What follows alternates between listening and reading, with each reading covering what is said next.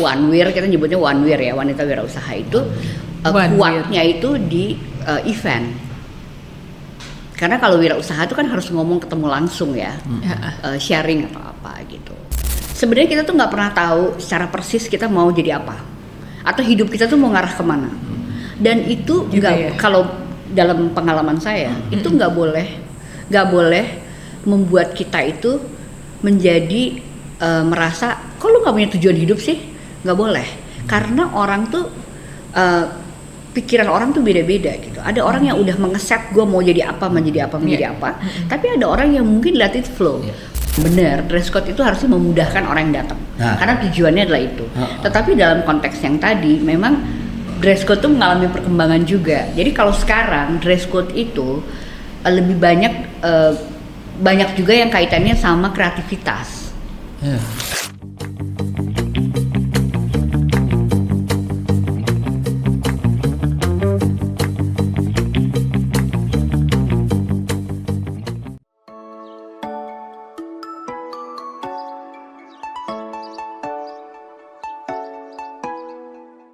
Selamat pagi teman-teman, ketemu lagi dengan DOT.podcast dengan saya Ren Katili dan saya Mira Prihatini. Mir, hari ini tuh seneng banget kita kedatangan tamu spesial teman kita juga yang udah lama banget ya, kita kayaknya udah berkolaborasi beberapa kali ya dari which is kalau di gue sendiri dari 10 tahun lalu kita udah pernah berkolaborasi juga. Nah, beliau adalah Mbak Pety Fatima, Communication Specialist.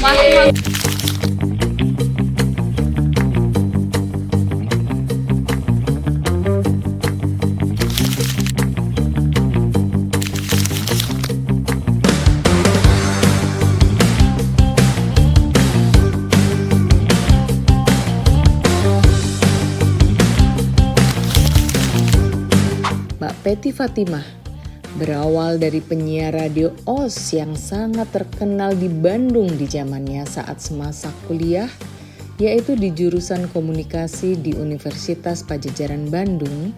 Mbak Pety selanjutnya langsung di-hire oleh majalah Gadis, media wanita remaja yang sangat terkenal di Indonesia. Pada tahun 2003, Mbak Pety sudah menjadi editor-in-chief di majalah Femina dan berakhir sebagai editor-in-chief and chief community officer Femina Media. Terkenal sebagai wanita yang workaholic, Mbak Pety juga sangat berperanan dalam membangun komunitas bisnis wanita untuk berani berwirausaha, yang selanjutnya kita kenal dengan Wanita Wirausaha Indonesia. Kita simak yuk aktivitas-aktivitas Mbak Pety dan sepak terjangnya yang sangat menarik ini di .podcast Benda Design Hub. Yuk!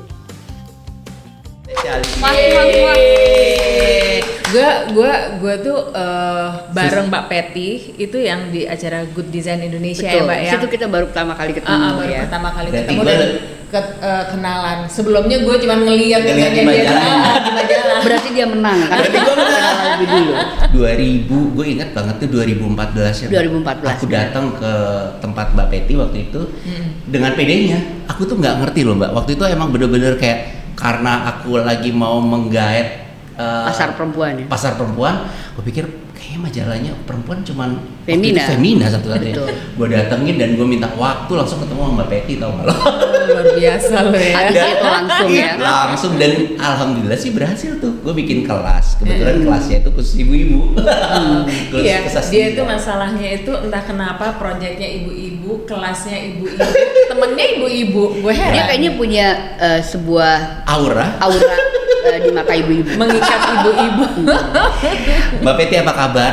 Baik. Aku seneng banget Mbak Pety bisa ketemu aku lagi di sini. Thank you banget saya memperhatikan podcast ini. Alhamdulillah. Jadi kemarin tuh beberapa kali ya aku ketemu Mbak Pety itu di acara ada acara tahun lalu apa ya Mbak? Yang woman empowering ya, empowering women-nya waktu itu. Mas Ran tuh datang ke acara Indonesia Women's Forum ya. Iya. Menjadi pembicara. Dan itu kalau nggak salah udah yang ke Green sekian City. kali ya di acara. 4-5 kali lah. Mbak Pety sekarang kegiatannya apa aja Mbak? Sharing ke kita sebelum gitu ya. kita ulik. Ini pas banget ya. Saya baru memulai hidup baru ya. Baru memulai hidup baru. Gue heran waktu lihat Ini maksudnya Mbak Peti ngapain ya? Iya kan, gitu. Jadi saya baru menyelesaikan tugas saya di Femina pada akhir tahun lalu, mungkin kira-kira bulan Oktober, gitu. Jadi sekarang saya tuh memulai kuadran baru dalam kehidupan saya ya, gitu. Ada banyak rencana, gitu ya. Tapi yang udah muncul, yaitu saya sekarang mengajar di UI. Ini kampusnya Mas Ren? Enggak, Okay. aku dari Bandung. Dari Bandung ya. Oke. Jurusannya sama dengan Mbak Peti? Jurusannya tidak. Jadi saya mengajar di vokasi. Vokasi. Fakultas Vokasi UI. Jurusan? Kekhususannya adalah produksi media. Oh. Produksi media. Jadi vokasi itu adalah jurusan di UI yang mungkin kalau secara sederhana dia D4. Gitu. Jadi tugas mereka untuk menyelesaikan kuliah itu tidak dalam bentuk skripsi, tapi biasanya ada tugas akhir. Oh, itu lebih keterampilan ya? Ya, lebih Benar. pada praktik ya. Jadi banyak praktiknya gitu. Dan produksi media itu adalah jurusan yang relatif baru di vokasi dan peminatnya banyak banget. Oh. Gitu. Banyak sekali dari tahun ke tahun tuh menambah gitu. Dan saya kagum sama mereka. Kalau seseorang masuk ke situ, mereka ditanya portfolionya. Mereka sudah mengerjakan apa? Oh ya kayak di luar, kayak kuliah di luar kan gitu kan, yang dilihat tuh portfolio. Betul. Justru. Jadi ada 12 minat di dalam fakultas itu, di dalam jurusan itu macam-macam, ada film, ada media gaya hidup, ada animasi, ada IP even. Intellectual property itu menjadi satu minat sendiri gitu, dan macam-macam. Jadi mereka yang masuk ke situ biasanya memang sudah punya talent. Ini anak SMA ya, umur 17 tahun gitu. Kagum saya. Hebat ya. Gitu.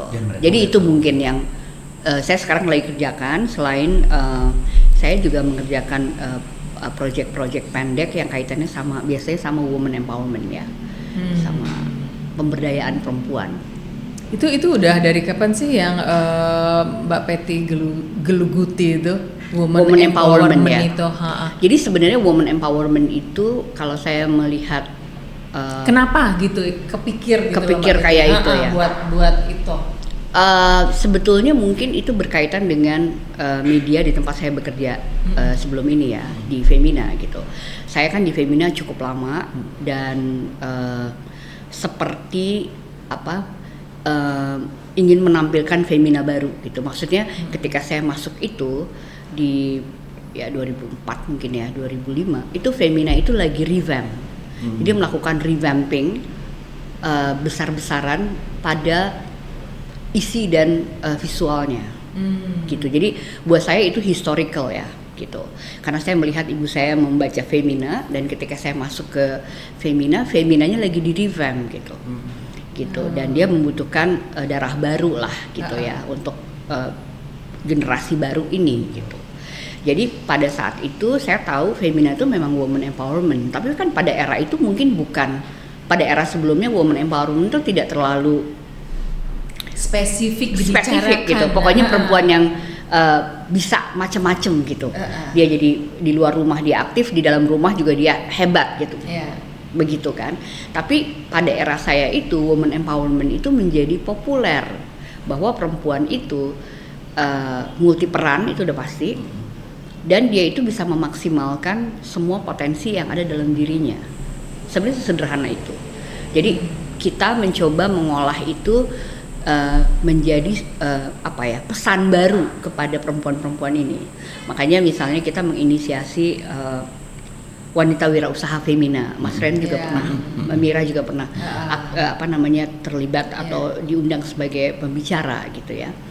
Jadi wanita wirausaha Femina itu benar-benar ada di masa saya bekerja di Femina gitu.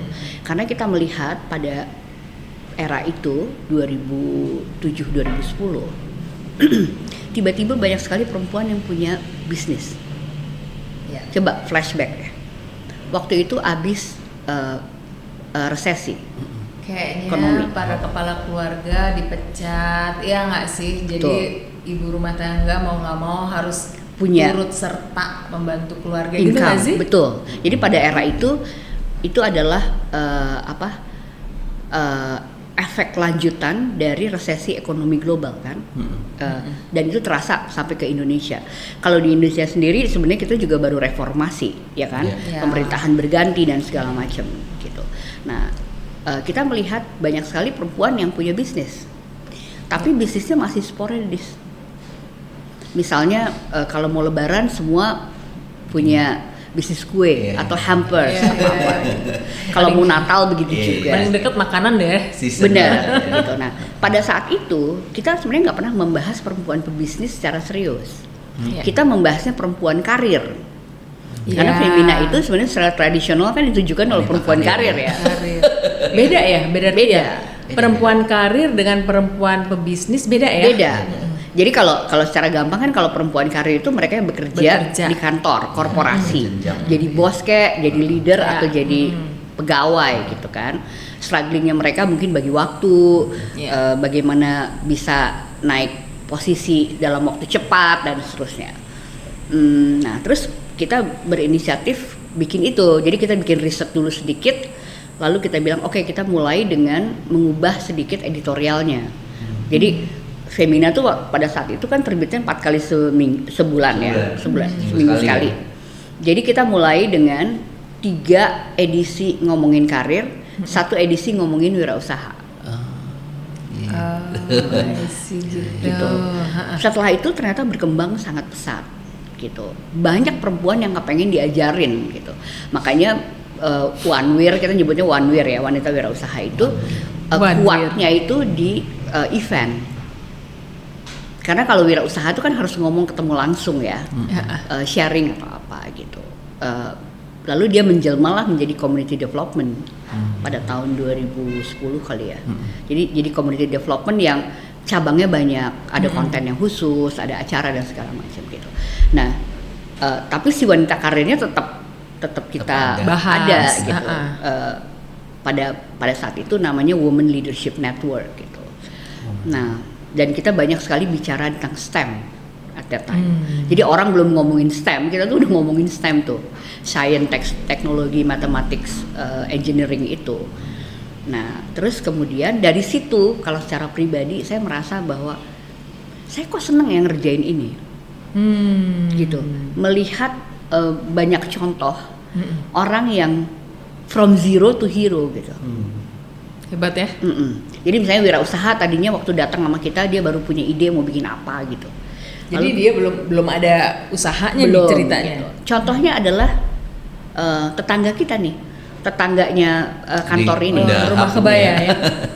Rumah kebaya. Weni, namanya sebenarnya saya panggilnya Weni ya. Weni ini datang ke kita dengan suatu pertanyaan, bagaimana caranya dia bisa merevitalisasi bisnis ibunya. Oh, dia itu dari ibunya. Ya, jadi ibunya ini seorang pengusaha kebaya bordir dari Padang. Iya. Bordir Padang itu yang paling hebat. Paling hebat. Nah, dia punya pegawai banyak dan segala macam, tapi waktu itu mereka tuh drop ya. Saya nggak tahu karena apa, tapi ada satu situasi deh. Pokoknya seluruh usaha-usaha bordir itu nggak maju. Nah, sebagai anak Jakarta ini, si Weni ini mikir, nih gue harus apain ya? Orang nggak mau nih beli kebaya bordir ibu saya.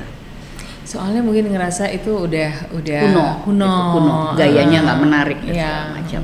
Jadi datang pada kita seperti itu, lalu dia ikutlah berbagai program kita, gitu. Sampai akhirnya dia menang satu kompetisi dan segala macam, gitu.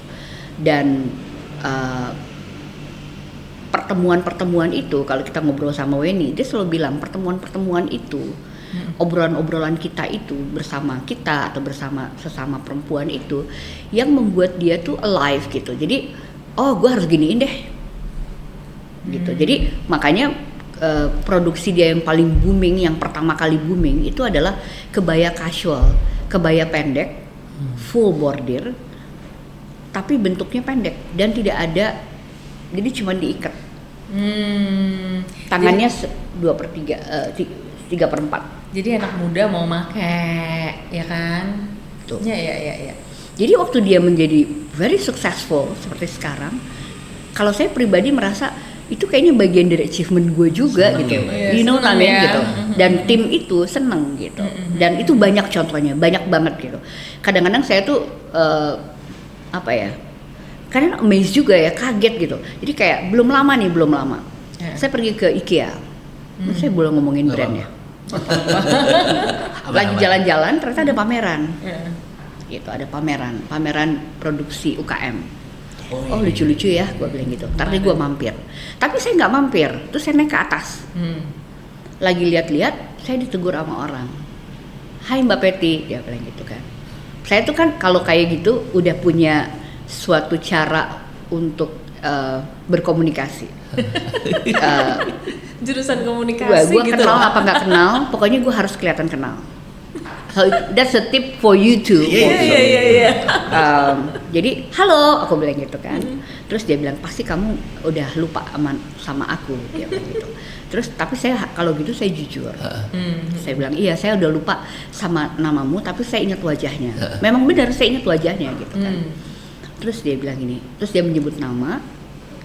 Ternyata dia itu wanita wirausaha Femina. Dia bilang gini, aku tuh selalu datang pada saat pandemi. Oh justru pandemi. Kan waktu pandemi itu kita bikin seri seri live streaming online. Zoom meeting itu dengan ratusan orang. Dia ini selalu datang pada program tersebut dan mendapatkan inspirasi dari hal tersebut, dan dia dipilih oleh IKEA untuk pameran di situ. Wow. Oh, Karena pameran nggak sembarangan ya. Ini Produk-produknya. produk. Di Kalau bagian nggak salah depan ya produk kalau dia. nggak salah ya. Dekat Kenapa? depannya kasir sebelah kiri kan sebelum kita masuk ya. Bener. Gitu. Saya sampai gini, wow, gila ya. Segitu impactnya. Kalau kita mau melakukan sesuatu sama orang, membuat dia terbuka. Iya. Itu menyenangkan Paradigmanya. banget ya, happy Gitu. buat Jadi happy. saya pikir, I think women empowerment ini memang udah in blood with me because of the work, dan akhirnya menjadi misi pribadi gitu. Nah itu sebabnya mungkin di kartu nama ini, ini kartu nama pribadi ya sebenarnya. Saya mengatakan Communication specialist. communication advocacy buat buat women empowerment gitu. Jadi pokoknya apapun yang berkaitan sama women empowerment saya akan dukung gitu. Selain saya mungkin bikin program-program, tapi saya akan dukung gitu, karena udah terbukti semakin kita dukung tuh si perempuan-perempuan itu memang hebat.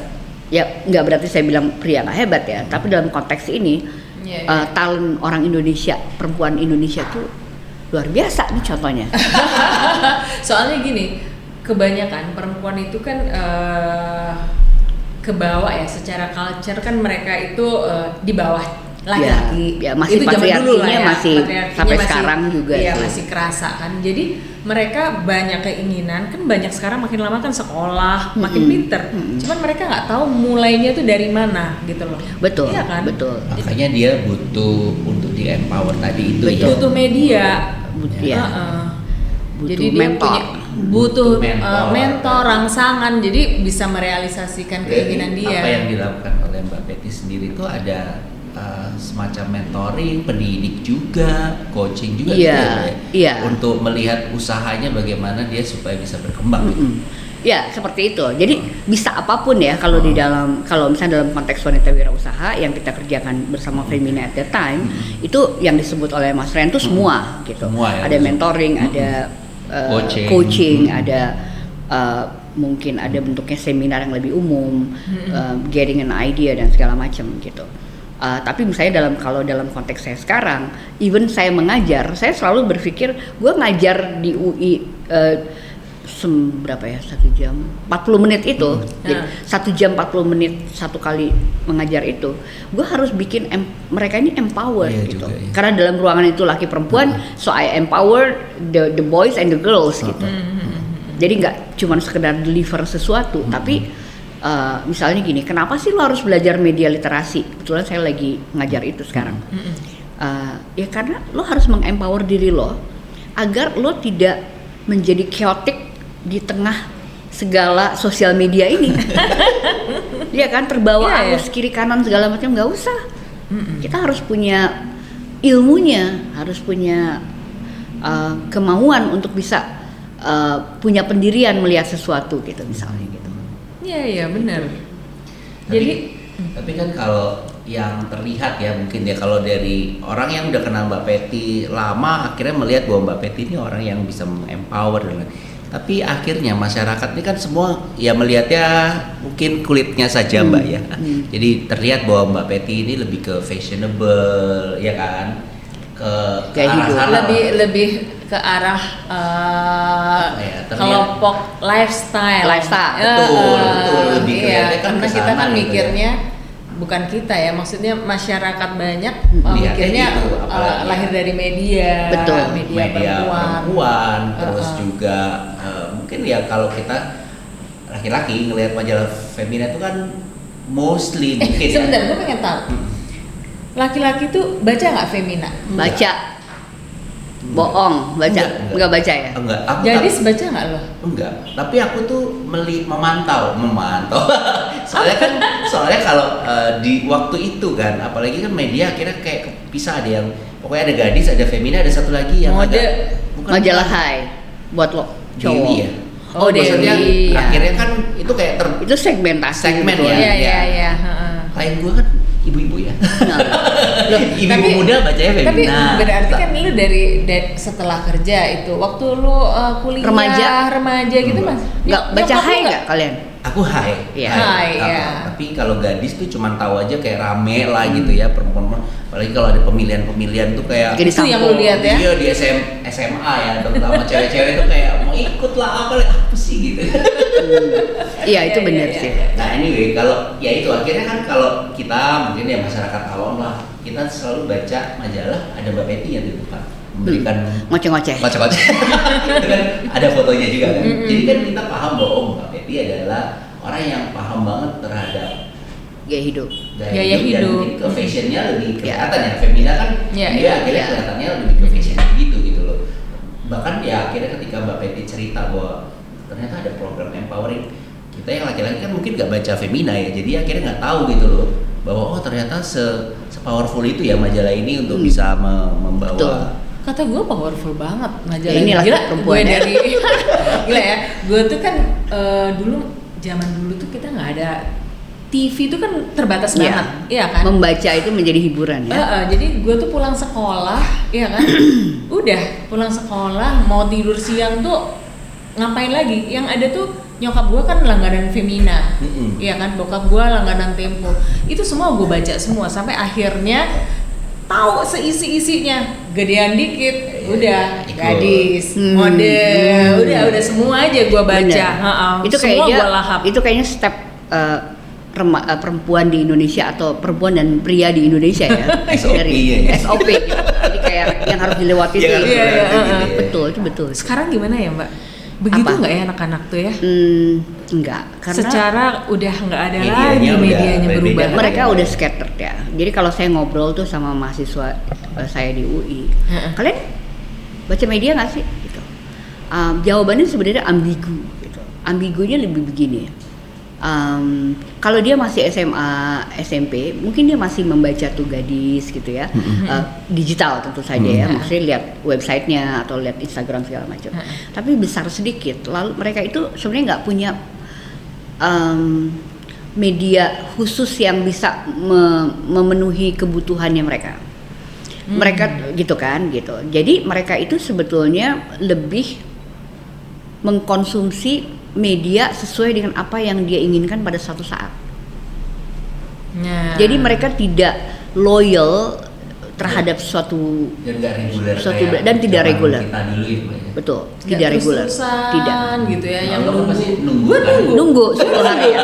Iya, apalagi di dalam majalah-majalah itu suka ada cerita bersambung. Betul. Nggak sabar ya. Iya. Misalnya cerita bersambungnya Mbak Leila Hudori. Hai Mbak Leila nih kalau lagi nonton. Kita semua menunggu dia kan. Iya kan. Iya. Wow. Tapi itu kalau misalnya balik ke pertanyaannya Mas Ren ya, sama yang tadi sebenarnya gini,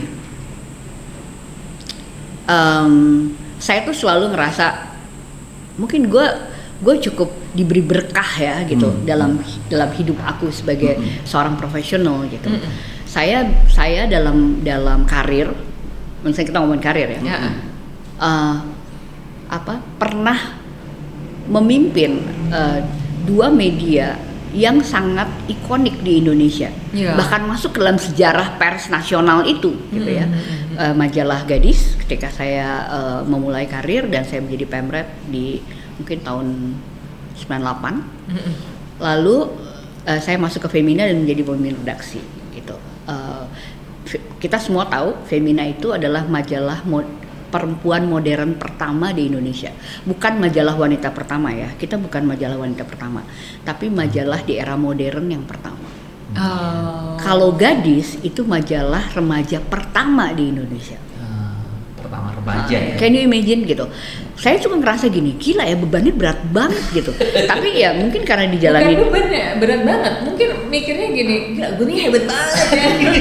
Enggak berat banget gitu ya. Berat lah karena nggak boleh salah mereka kan kalian berdua mungkin nggak tahu gitu. Kalau zaman di Gadis masalah saya itu dipanggil sama kepala sekolah, dipanggil sama apa gitu ya. Karena tulisan-tulisan ini gitu ya, yang mungkin tidak berkenan atau dia mau bagaimana gitu kan. Tapi kalau waktu di Femina, saya dipanggilnya, saya disomasi oleh satu ormas gitu. I'm serious gitu.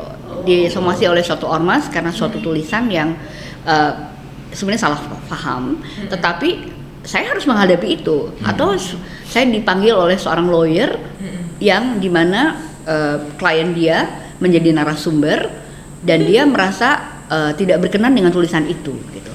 Ya kayak gitu. Jadi itu kan mendewasakan hidup gue juga ya. Nah, kalau misalnya tadi dikatakan bahwa secara umum orang jadi melihat saya adalah seorang jurnalis gaya hidup dan mungkin more to fashion karena majalah perempuan ya. Saya sih terima dengan senang hati gitu. Karena itu yang mungkin menjadi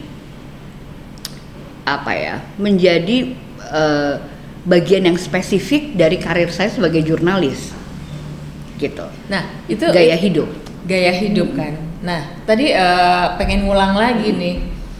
Itu secara kebetulan atau enggak secara kebetulan sebenarnya memilih kan? Gaya hidup di antara semua bidang jurnalisme yang hebat-hebat itu ya. Dari kuliah gitu kan kita tahu ya, sempat ngobrol gitu ya. Mbak Peti sengaja mencari jurusan yang nggak lazim untuk perempuan pilih waktu itu, gitu. Penasaran ya kan. Terus akhirnya terjun ke bukan terjun radio. Ya, ke radio, ya kan, ke radio, terus ngelamar ke Gadis. Ya karena waktu itu ngelamar ke Gadis. Kalau misalnya ngelamar ke majalah Tempo gitu ya, majalah politik. Apa yang terjadi ya? Apa yang terjadi? Mbak Peti ikut tetap happy nggak sih sebagai mungkin jurnalis? Saya jadi jadi host di Bocor Halus ya. Hai teman Tempo. Betul. Ini juga menarik ya. Mungkin saya ngomongnya gini. Sebenarnya kita tuh nggak pernah tahu secara persis kita mau jadi apa, atau hidup kita tuh mau ngarah kemana. Dan itu nggak kalau dalam pengalaman saya itu nggak boleh membuat kita itu menjadi merasa kok lu nggak punya tujuan hidup sih, nggak boleh. Karena orang tuh pikiran orang tuh beda-beda gitu. Ada orang yang udah mengeset gue mau jadi apa, menjadi apa. Tapi ada orang yang mungkin let it flow gitu ya. Mungkin saya lebih lebih ke arah nomor 2. Jadi saya ini kalau misalnya boleh cerita sedikit, saya ini sebenarnya bukan anak sosial atau humaniora. Saya ini anak IPA. Pokoknya jauh banget. STEM itu my ultimate goal sebetulnya gitu. Jadi waktu saya SMA, saya itu udah punya cita-cita yang sangat lurus sebetulnya. Yaitu saya mau jadi pharmacist. Jauh banget kan? Jauh banget kan? Jauh banget. Pokoknya sangat spesifik. Saya mau jadi ahli farmasi. Jadi mungkin saya kerjain di L'Oreal tuh ya kalau saya. Oh iya benar. Menjadi itu. Jadi waktu saya lulus dan saya mendaftar di universitas, pilihan pertama saya itu adalah ITB. yaitu farmasi. Pada tahun saya mendaftar, yang keterima cuma 32 orang. Zaman dulu Ya pasti gitu gue ya. nggak masuk lah 32 itu kan gitu. Saya kecewa sih gitu. Wah, ternyata saya nggak segitu bagusnya nilai saya itu untuk ITB. Nah, karena pilihannya boleh 3, saya tuh keterima di Fakultas Ilmu Komunikasi. Pilihan kedua saya kalau nggak salah psikologi. Masuk ke Fakultas Ilmu Komunikasi. Kenapa saya milih Fakultas Ilmu Komunikasi juga nggak terlalu spesifik sebetulnya. Waktu itu jurusan itu memang banyak diminati oleh perempuan, dan Unpad itu Fakultas Ilmu Komunikasi yang pertama kan gitu. Kalau di UI kan jurusan ya, FISIP Ilmu Komunikasi gitu. Nah, saya masuk waktu penjurusan itu mereka ada 3 jurusan, komunikasi, PR sama penerangan, informatika lah ya kalau zaman sekarang. Saya cuma lihat semua teman-teman perempuan saya itu masuknya ke Humas PR. Terus saya bilang gini, emang kalau yang sebelah itu kenapa ya? Coba saya mau lihat dulu. Gitu. Jadi saya mempelajari 2 jurusan yang lain dan saya tertarik pada jurnalistik itu karena perempuannya sedikit banget. Dan pokoknya teman-teman saya di masa itu selalu bilang jurnalistik itu susah, banyak praktikumnya. Jadi ini karena rasa penasaran. Penasaran gitu, banyak praktikumnya gitu. Oh oke. Pokoknya susah deh gitu, apa segala macam, berat gitu. Oke, terus saya bilang gini, oke, kalau gitu gimana kalau saya masuk ke jurusan itu, tapi saya ngambil mata kuliah PR. Mata kuliah pilihannya tuh yang PR gitu. Jadi soalnya bisa kan, kalaupun saya misalnya ternyata nggak seneng, saya tetap masih bisa. Gitu. Udah dengan pikiran yang sangat sederhana itu saya masuklah ke jurusan jurnalistik itu. Dan ternyata saya menyukai pekerjaan-pekerjaan yang ribet itu, belajar menulis, belajar fotografi gitu. Makanya sangat nempel di kepala saya tuh panning itu kayak apa. Mungkin saya dibangunin, ayo teknik panning itu kalau fotografi apa, saya akan bisa jawab dengan cepat gitu. Karena memang ilmu dasar yang begitu kan. diajarkan. Otomatis ya. Otomatis, lalu kemudian radio dan lain-lainnya gitu. Jadi saya merasa oh ini kayaknya jurusan yang sangat menarik ya gitu. Dan media itu sebuah industri yang waktu itu lagi berkembang gitu. Dan sebagai remaja seperti Mira, saya tuh pembaca gadis die hard. Saya sampai hafal siapa aja orang gadis yang bekerja pada saat itu. Melihat gambar-gambar mereka. Dan saya melihat Ibu Pia tuh wow ini orang hebat banget ya gitu. Lalu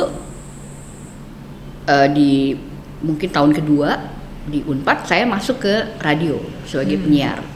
Masih kuliah tuh ya? Kuliah. Jadi saya menghabiskan hidup saya selama kuliah itu di Radio OS Bandung sebagai penyiar, dan later on saya juga mengerjakan radio kita semua gitu.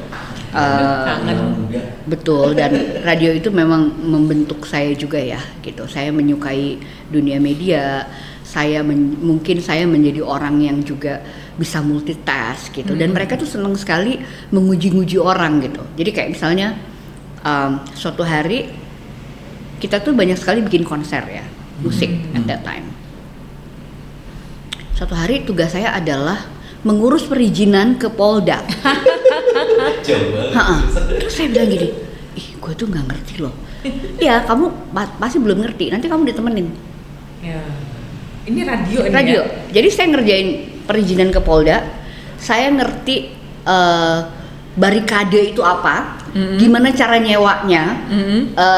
Nanti ada berapa petugas polisi yang akan datang dan segala macam. Tuh kan, dulu tuh mau gitu kan. Coba ya bisa aja kan jawabnya. Saya nggak mau. Kayaknya nggak bisa. Kalau di radio OS tuh nggak bisa. Nggak bisa. Gitu. Dan saya excited about ya. Saya tuh orang yang nggak, yang kalau ditantang emang ayo aja gitu.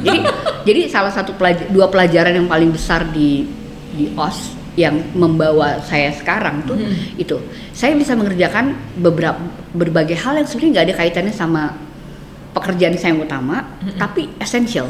Jadi kalau ketika saya udah kerja di media Femina Group, dan ada acara, ada gadis sampul lah, ada apa segala macam, lomba perancang mode, lalu ada masalah dengan kepolisian, saya nggak takut karena saya udah tahu ini harus diapain nih gitu misalnya gitu dan membuat program membuat event. Jadi event organizer itu atau event organizing itu saya belajarnya di OS itu.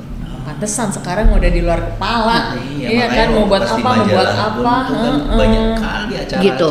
Nah, karena pengalaman itu kembali ke Mira, saya akhirnya memikirkan bahwa saya kayaknya tertarik pada media gaya hidup, apapun itu bentuknya, yang membicarakan gaya hidup. Gaya hidup itu kan banyak ya fasetnya. Arsitektur, desain itu gaya hidup. Iya, masuk ke musik itu gaya hidup. Fashion itu cuma satu dari segala macam gitu. Pokoknya yang berkaitan dengan kehidupan manusia. Betul gitu. Sosiologi ya, kehidupan manusia. Atau misalnya antropologi gitu. Nah, jadi dan saya cukup tahu diri. Ketika saya kuliah, saya kan harus juga mempelajari yang bidang news ya, mempelajari bidang news. Dan pada saat itu tuh memang ada semacam mitos. Lo kalau udah jadi sekolah di jurnalistik, lo nggak masuk ke media berita tuh lo nggak berhasil. Oh gitu. Betul. Jadi the ultimate goal adalah misalnya majalah Tempo, Kompas, gitu. Ada apa lagi tuh saat itu? Mungkin Jawa Pos, Gatra. Nah, waktu kuliah saya itu magang dong, harus magang. Jadi saya magang di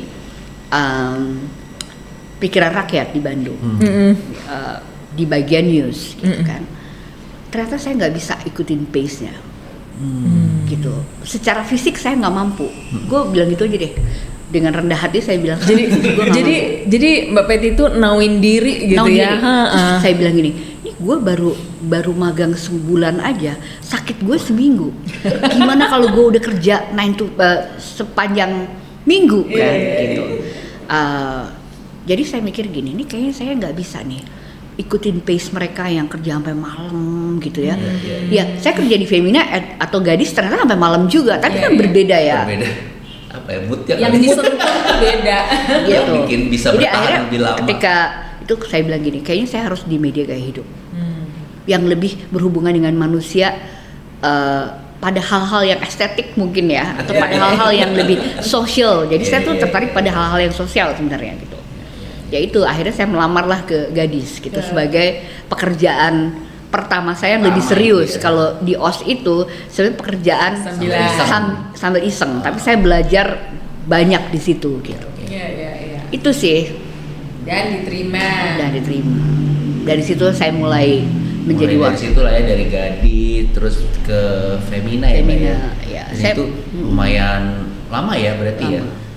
Dan selama saya kerja itu sebenarnya saya juga masih kerja di radio part time. Oh iya. Gagah ya. Jadi sebentar. Itu masih di Bandung dong berarti? No. Udah di Jakarta. Oh, di Jakarta. Ketika saya udah di Gadis di akhir-akhir. Oh. Jadi ini juga satu pelajaran ya. Kalau ada teman-teman mahasiswa yang mendengar obrolan kita. Kalau kita punya sesuatu bakat yang mau kita terus nurture, tapi mungkin kantor di mana kita bekerja itu tidak bisa memfasilitasi itu. Kita tuh harus ngomong ke otoritas ya, ke HR kayak ke bos kita kayak ke siapa, berdiskusi karena mungkin kita diizinkan. Ya itu benar banget. Jadi waktu saya masuk ke Gadis, lalu saya bekerja di Femina juga, saya selalu bilang bahwa saya itu punya talent dalam audio. Menjadi penyiar. Gue tuh pernah jadi dubber iklan juga. Serius? I'm serious. Wow. Terus. Nah, jadi waktu itu udah hampir saya selesai di Gadis. Saya diminta atau ditawari membuat suatu produk, sebuah produksi radio di Radio Female. Prambors Group sama Mbak Hani Sumadi Praja. Jadi waktu itu Female itu lagi bikin program segmentasi baru untuk perempuan bekerja mungkin ya maksudnya. Jadi itu seri interview dengan tokoh. Macam podcast lah kalau sekarang. Macam podcast. Iya, podcast zaman dulu. Iya. Jadi 1 kali dalam seminggu tokohnya itu besar-besar, Ibu Martha Tilar lah, waktu itu ada menteri, ada siapa, pokoknya tokoh-tokoh yang mau ditampilkan dan mereka merasa mungkin saya orang yang cocok untuk bisa mengkondak interview itu dengan cukup mendalam, kira-kira gitulah. Semua show-nya live, tidak live tapi recorded, gitu. Itu berjalan selama 2 tahun. Oh iya. Ya. Jadi diizinkan juga. Nah, jadi saya bilang saya punya ini segala macam dan ternyata diizinkan gitu. Mereka cuma bilang ya sebuah hal yang sangat yang sangat baku biasa bahwa jangan mengganggu dan segala macam. Jadi rekaman itu harus dilakukan sesudah selesai betul. Iya. Gitu. Jadi itu bener tuh. Gue inget yang waktu kita podcastan sama Baby Yana, iya kan? Baby. Dia cerita di situ di obrolan ini. Jadi dia waktu itu pengen keluar terus itu dipanggil sama Mbak Peti, iya kan? Maksudnya dia say thank you banget. Maksudnya Mbak Peti itu pertanyaannya itu adalah sebenarnya kamu pengen ngapain di hidup kamu? Itu yang kayaknya membekas. Ya kan? Kadang-kadang tuh orang tuh kan pengen banyak mau, cuman nggak fokus. Iya, benar. Jadi itu sih pelajaran hidup gue ya, yang biasa gue kasih tahu juga ke teman-teman yang generasi baru gitu. Dan satu hal, kalau soal pendidikan, nah kalau ini saya melihat dari Ibu Pia ya, dan Ibu Dewi Dewo almarhum, mantan bos aku di Gadis, atau Ibu Widarti even di Femina. Kalau seorang pegawai kita mau belajar, misalnya mau ngambil S2, S3, itu jangan ditahan. Dan kalau di Femina at that time kita tuh punya rules, mereka akan boleh kembali kalau dia mau kembali. Nggak wajib gitu ya. Jadi kalau kamu mau kembali, kita akan mencarikan tempat buat lo. Itu asal itu adalah keinginannya dia. Ya, gitu. That's our promise. But if not, nggak apa-apa juga, gitu. Jadi gue hampir mungkin mudah-mudahan pikiran gue nggak salah ya. Gue nggak pernah menolak anak-anak yang mau pergi sekolah. Karena mungkin saya juga ngerasa bahwa kalau kita mau nambah ilmu tuh jangan dihambat. Jangan dihambat ya benar. Karena nggak pernah ada orang yang terlalu pintar kan. Selalu ada bodohnya dikit gitu. Kecuali dia pemenang hadiah Nobel. Nah tapi ini dengan banyaknya kegiatan Mbak Peti dulu dan sekarang lah ya Mbak Peti, dunia fashion tuh sekarang bagi Mbak Peti gimana Mbak Peti? Nah, berubah nggak sih? Berubah nggak? Fashion itu kan salah satu ilmu atau salah satu bidang yang saya tekuni karena pekerjaan. Jadi bukan Mbak Peti sendiri awalnya enggak. Ya mungkin saya menggunakan fashion tapi enggak, I'm not get into it gitu sebagai suatu ilmu.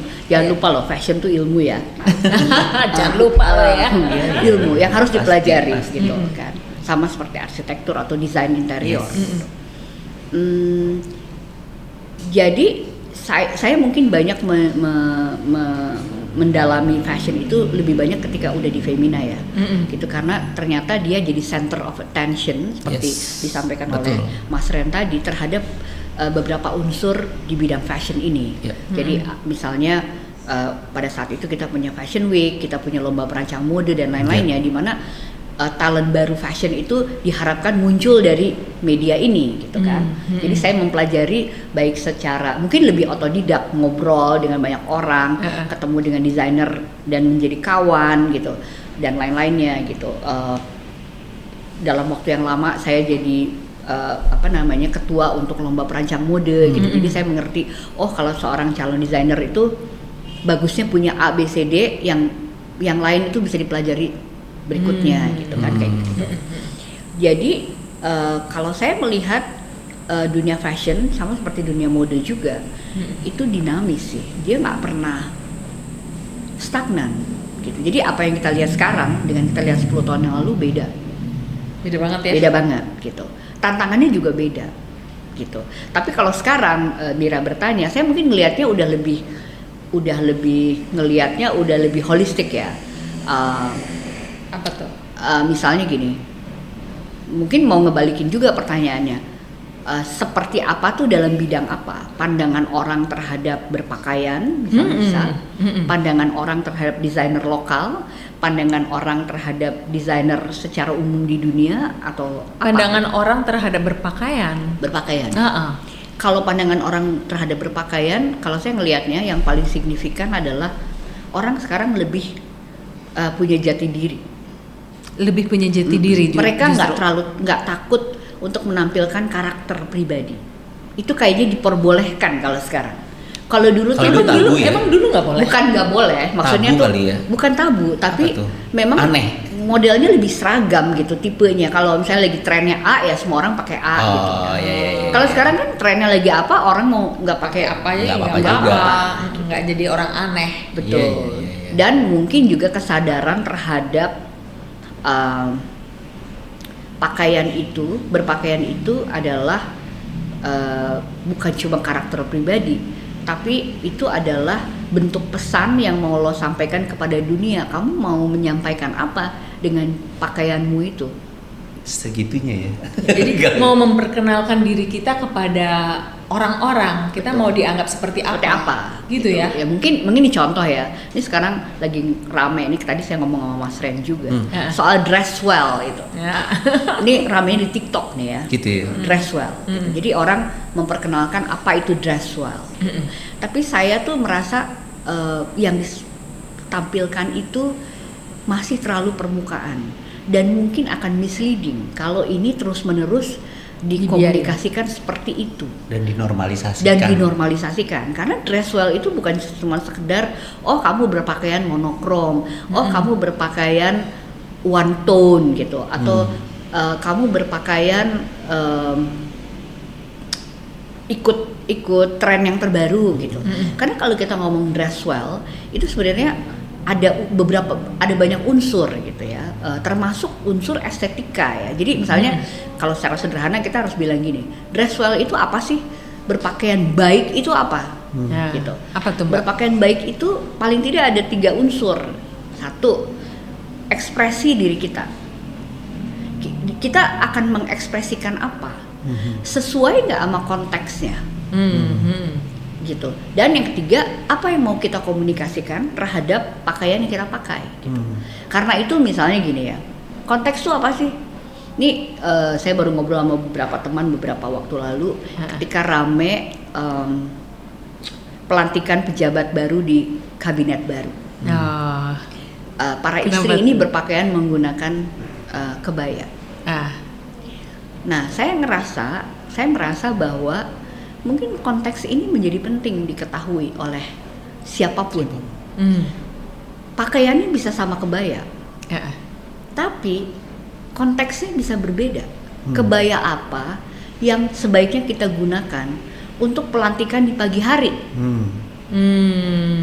Misalnya. Ada konteks waktu lah ya. Konteks waktu, dan itu formal ya, acara kenegaraan. Jadi mungkin kurang-kurangilah bling-bling itu. Itu cocoknya bling-bling itu untuk malam ya. Gitu, ya kan? Dan kalaupun misalnya kita memakai warna yang terang, misalnya merah atau apa, kan boleh-boleh aja ya.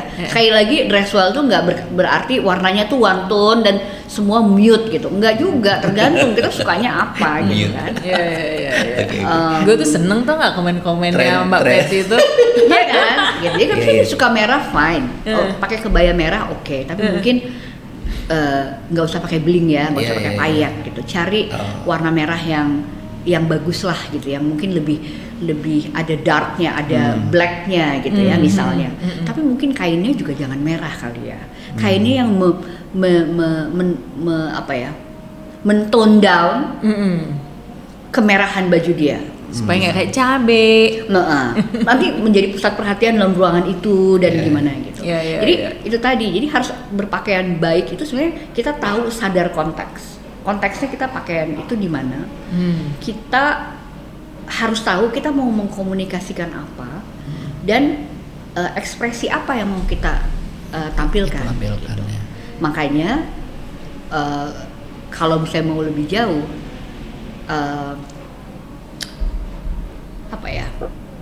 menghargai budaya itu bagian dari dress well. Menghargai budaya itu dari. Contoh, kalau orang Jawa kan selalu ribut. Motif batik itu ada artinya. Iya. Itu nggak boleh pakai parang apa, iya kan. Atau orang Tapi Batak. memang nggak semua orang ngerti kali Mbak Peti. Makanya itu perlu disosialisasikan kan. Gitu. Iya. Gitu. Dan misalnya sekarang orang selalu bilang gini, ke kantor nih lagi rame. Sekarang kan anything goes. You can wear your sneakers to the office, gitu. Atau lo boleh pakai celana panjang, gitu kan. Dan seterusnya. Saya selalu ngebalikinnya gini. Balik lagi konteksnya. Kalau kantor itu memang kantor yang casual, orang kreatif kayak kita, mungkin lebih loose ya. Kita boleh pakai apa aja. Tapi kantor yang formal mungkin tidak memperbolehkan itu, gitu. Karena itu menampilkan suatu citra berbeda. Misalnya orang bank.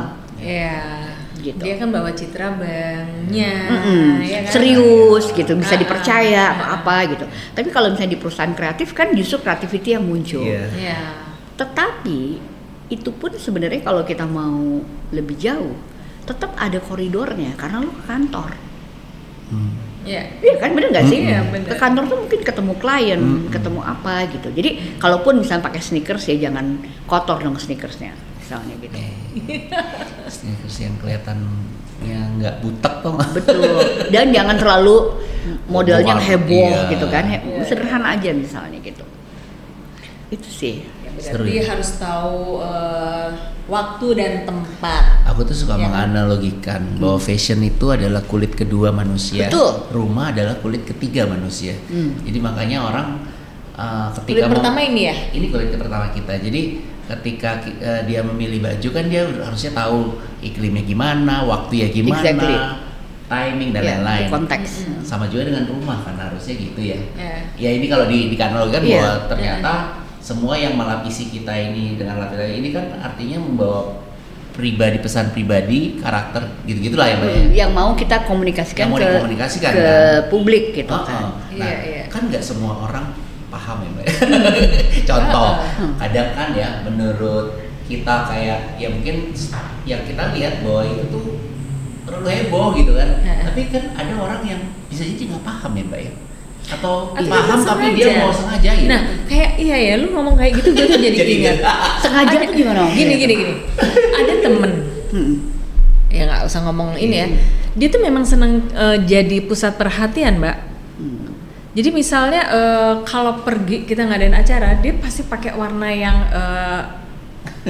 meriah. Orang akan ngelihat ke dia. Jadi misalnya kita udah tahu nih ya ada acara gitu warnanya misalnya krem kayak gitu abu gitu kan, ntar dia pakai fuchsia gitu loh. Gitu ya. Ada gitu loh. Jadi lama-lama gue mikir dia tuh karena pengen jadi pusat perhatian gitu. Iya. Bisa juga sebetulnya satu kan sebenarnya berpakaian itu membawa sifat ya. Jadi ada sifat pribadi dalam diri kita yang akan menentukan atau memberikan pengaruh yang besar terhadap pemilihan outfit yang mau kita pakai. Itu nggak bisa dihindari ya. Gitu.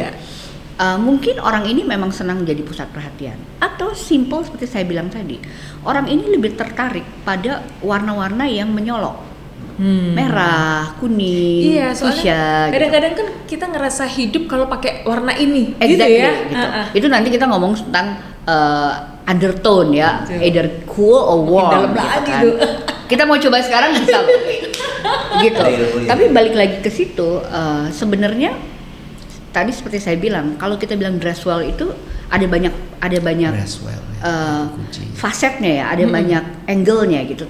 Tapi kalau misalnya angle-nya mau lengkap ya tadi kita sesuai konteks, kita itu adalah bagian dari komunikasi nonverbal kita. Dan yang ketiga itu adalah bagian dari karakter kita, karena berpakaian itu harus menyenangkan. Jangan bikin tegang dong. Iya, benar. Gitu.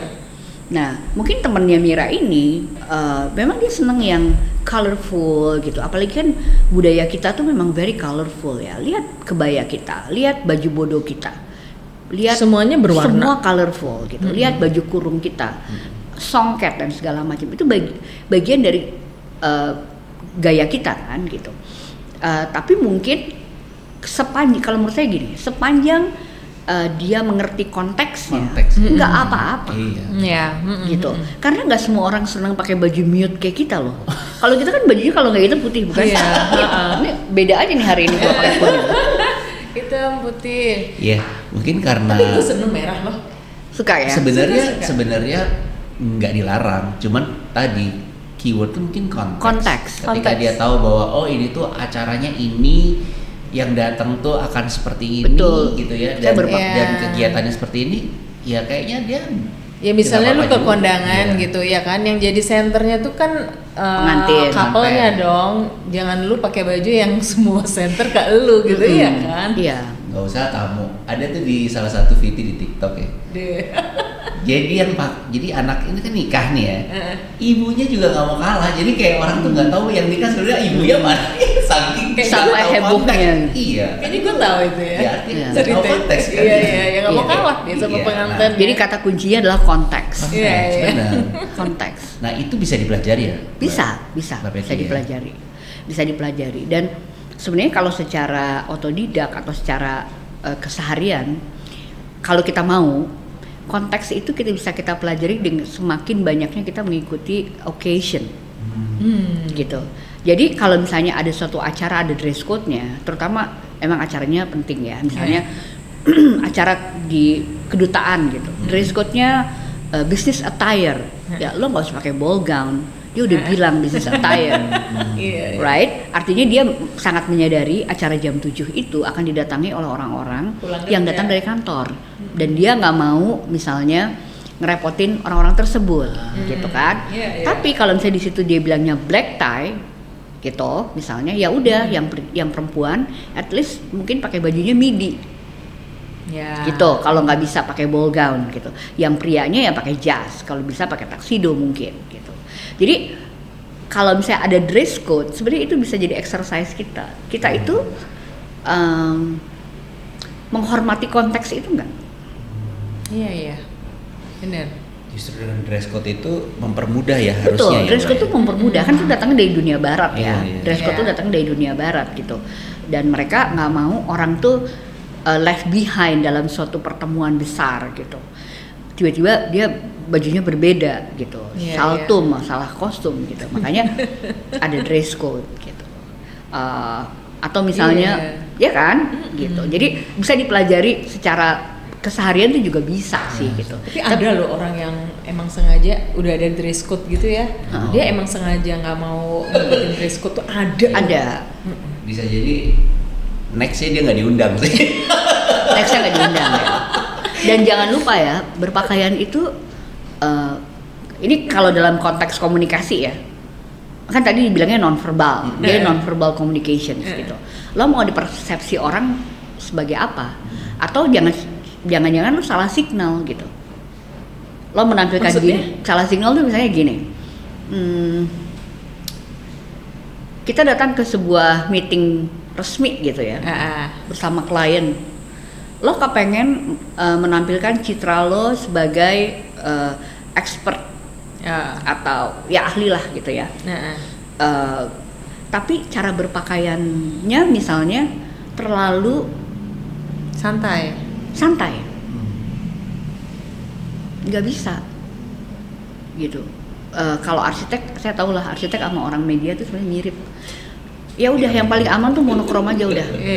Cowok pakai kemeja kayak Mas Ren gitu, kalau perempuan mungkin suka blazer atau apa, all black atau white and black whatever gitu, itu pasti aman. Kemeja putih keren gitu. Tapi begitu kita terlalu casual di sebuah meeting yang resmi, orang tuh komunikasi itu kan persepsi ya. Orang nggak bilang gini, dia santai banget ya. Dan mungkin emang dia ahlinya ya. Asik. Akhirnya terus dia kok kayak nggak menghargain ya meeting ini. Misalnya, bisa jadi sampai sejauh itu. Ya, dalam konteks profesional ya. Saya nggak mau bilang, saya nggak bilang bahwa misalnya para budayawan tuh unik-unik kan berpakaian. Oh iya. Ya, tapi kan mereka itu konteksnya lain lagi. Kalau kita mengundang seorang budayawan, kita tahu dia akan datang dengan segala keunikannya. Misalnya gitu ya. Iya, benar. Jadi itu non-verbal cues, dan yang kedua adalah social status atau social status, satu sosial lo apa gitu. Gitu. Iya. Makanya kan misalnya kalau cowok tuh, saya seneng tuh batik itu diperkenalkan sebagai pakaian resmi pria. Itu memudahkan semua orang kan. Betul. Dan dimasukkan ke dalam hari kerja ya. Iya kan? Jadi mulai banyak orang yang pakai batik pada saat. Gue nggak pernah ngeliat lu pakai batik deh. Kenapa sih? Lu ngerasa nggak cocok ya? Lu ngerasa nggak cocok ya? Bukan.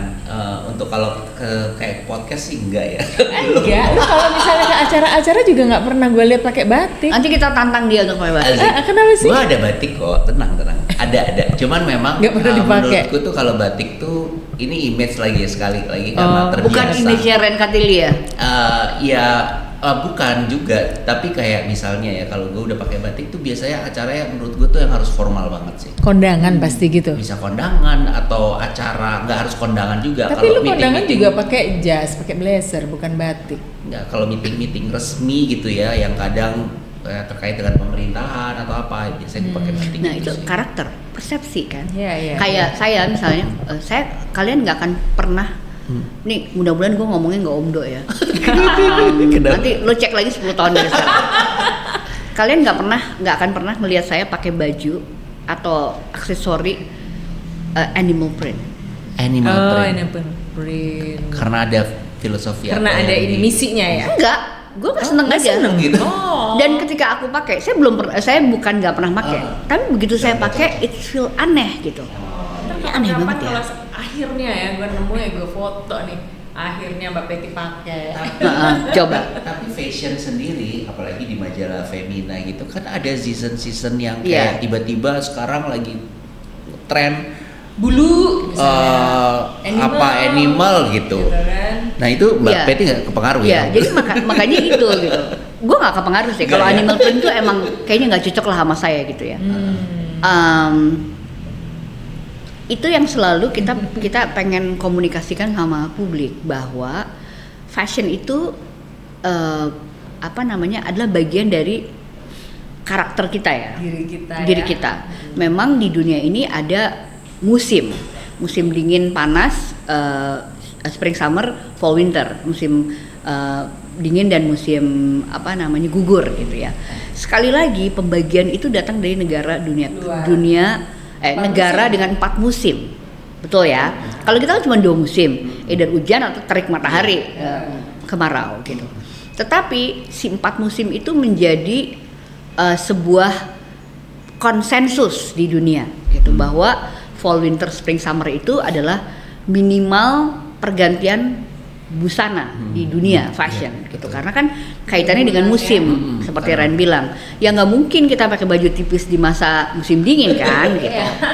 Demikian juga warna-warna itu akan mengikuti ya, kan? Benar. Kalau saya ngelihat tren itu panduan gitu, tapi nggak perlu juga kita itu mengadopsi seluruhnya, nggak pakai mikir gitu, bulat-bulat gitu kalau kata Mira gitu, nggak perlu gitu. Apalagi kita tinggal di negara yang hanya 2 musim. Yang beda itu. Mungkin kalau warna nggak terlalu masalah ya, tapi kalau misalnya fabrics itu masalah. Kan kita nggak mungkin pakai wool. Iya. Leather yang gimana gitu ya. Betul gitu. Oh, kita keringetan kan, gimana gitu. Jadi itu juga yang mungkin perlu jadi pemahaman yang apa ya? Yang menjadi pengetahuan sehari-hari. Fashion itu harus pengetahuan sehari-hari. Akhirnya kita itu harus mengenal diri kita. Betul. Ya. Harus mengenal diri kita sehingga tahu baju model apa, Betul. baju warna apa yang cocok dengan diri kita. Betul. Sehingga bisa untuk mempresent orang. Ya, bentuk kan? tubuh gitu misalnya. Yang lagi rame di sosial media itu tone warna ya Mbak. Jadi kayak ini warna baju kamu yang cocok tuh, gue pernah lihat ya kayak kain diginiin, oh ini jadi warnanya analisa jadi muncul warnanya gitu. Sesuai dengan kulit itu ya, betul, kulit itu betul. Jadi sebenarnya kalau di dunia fashion itu, di dunia kosmetik, kita tuh mengenal namanya skin undertone. Skin undertone. Jadi kulit kita itu ada tone, ada Tertentu tone-nya ya? di bawah kulit kita. Di bawah kulit kita ini ada, dan itu akan membawa karakter tertentu pada keseluruhan kulit kita dan kesesuaian dengan warna. Itu tuh maksudnya di bawah kulit yang Di di bawah. luar ini itu ada warna istilahnya yang skin undertone. Oh. Jadi misalnya sawo matang itu penampilan skin tone. Tapi kalau skin undertone-nya belum tentu itu Sama. gitu. Jadi gitu. kalau skin undertone itu ada dua, ada cool, ada warm. Ya. Nah, untuk ngecek, kita ngecek aja. itu gimana tuh? Gue jadi Ini penasaran. urat nadi ya, apa sih Iya. urat Iya, apa namanya? urat Urat nadi. nadi ya. Coba kita lihat, kalau urat kita itu cenderung biru, kebiruan, biru nih, ya, Masnya juga langsung lihat. Cenderung kebiruan, kita itu skin undertone-nya cool, Cool. ya. Kalau cenderung kehijauan, Oh, hijau ini. itu warm. Oh iya. Kalau tampak nggak jelas, Ada ya. ada yang atau jelas. mungkin ada dua-duanya atau bagaimana, itu cenderung dia netral. Ini biru atau Kalau hijau saya sih? tuh cool. Coba lihat Ini biru atau hijau nih? biru. Kalau aku hijau, itu biru. Jadi kayak hijau. Hijau gue. Kamu warm, kamu cool, aku cool. Nah, kalau yang tadi di sosial media lagi rame itu lebih mendalam lagi dari itu. Jadi yang cool itu dia pakainya pakai season ya. Jadi ada summer cool, ada winter warm, ada apa gitu. Pada intinya adalah ada warna-warna tertentu yang complementing. Ini sama sama ilmu desain Iya, sebenarnya, betul. complementing terhadap si skin undertone itu gitu. Jadi kalau misalnya kita yang cool Yang itu cool. bagusnya tuh yang hues-nya biru, pink, itu bagus. Jadi yang warnanya tuh lebih gimana ya, lavender itu bagus. Complementing. Kalau yang Iya, warm iya, tuh iya. bagusnya gold gitu. Apa namanya, mustard gitu, apa gitu. Kalau perhiasannya tuh kalau yang cool Silver. ini karena kebetulan saya pakai silver gitu. Kalau yang emas. Oh, gitu. Jadi kalau misalnya kita mengetahui itu, kita tuh waktu milih baju, warna baju tuh coba deh. Nggak jauh-jauh. Oh iya ya, gue tuh emang bagus pakai baju itu. Iya, Dan iya. jangan kekeh kalau misalnya emang nggak cocok gitu. Iya, Kayak iya, saya iya. tuh nggak cocok pakai baju yang warnanya nggak jelas. Ngerti nggak sih warna nggak jelas tuh Iya, iya, iya. beige gitu, gue nggak bisa. Nude gitu ya. Nggak tegas gitu ya? Nggak tegas gitu. Dia harus tegas aja. Gitu. Ya, bisa emang kita bisa ngelihat ya. Tiba-tiba kita ngerasa cakep, tiba-tiba kok gua ngerasa butek Jadi ya. kalau gitu saya ya. yang kelihatan sekarang tuh, jadi kalau katanya kalau kulit warnanya tepat, warna muka kita itu akan glow, shine dan rata. Iya, iya. Gila ya? Sampai Hebat segitunya. ya. Sampai segitu. Dan itu kan nggak. Maksudnya dampaknya tuh kasihan banget ya nggak tahu itu ya. Iya kan? Dan itu sekali lagi bisa dipelajari. Bisa dipelajari. Bisa dipelajari secara ilmu kalau emang mau serius atau hubungan sama pekerjaan gitu. Iya. Tapi bisa juga dipelajari Untuk sehari-hari. Sehari-hari. Supaya tadi biar apa sih yang kita presentkan itu ya ketangkep gitu loh Iya. sama orang. Gitu. Kan misalnya contohnya kayak gini lah. Kenapa kalau kita pergi ke orang yang kedukaan, kita meninggal dunia, kita disarankan pakai baju yang warna gelap.